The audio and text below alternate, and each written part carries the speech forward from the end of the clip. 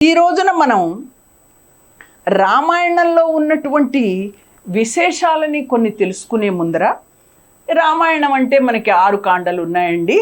బాలకాండ, అయోధ్యకాండ, అరణ్యకాండ, కిష్కింధకాండ, సుందరకాండ, యుద్ధకాండ 6 తెలుసండి. తరువాత కాండని ఉత్తరకాండ అంటారు.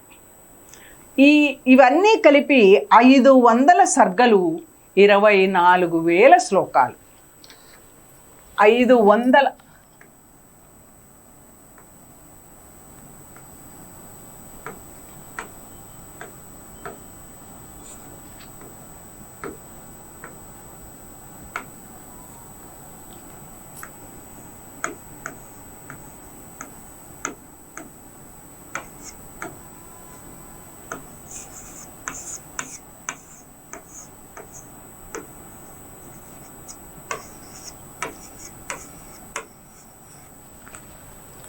500 సర్గలుగా 24,000 శ్లోకాలుగా ఉన్నటువంటి ఈ రామాయణంలో కొన్ని విశేషాలు ఏంటంటే, ఇది 7 కాండలు అనటంలో ఉన్నటువంటివి దశావతారాల్లో రామావతారం 7వది.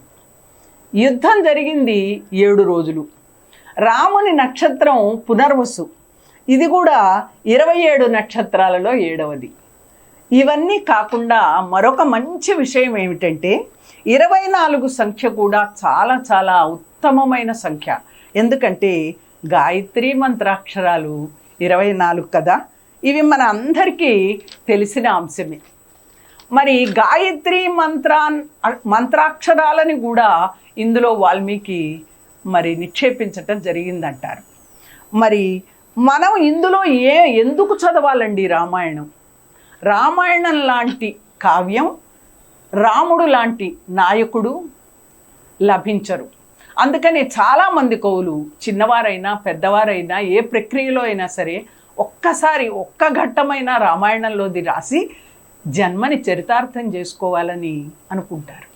చదివేవాళ్ళు కూడా ఎన్నిసార్లు విన్నా రామాయణ గాథని ప్రపంచవ్యాప్తంగా అన్ని దేశాల వాళ్ళు రామకథని తెలిసి ఉండటం అనేది కూడా చాలా ఆశ్చర్యపోయే విషయంగా మనకి కనిపిస్తుంది.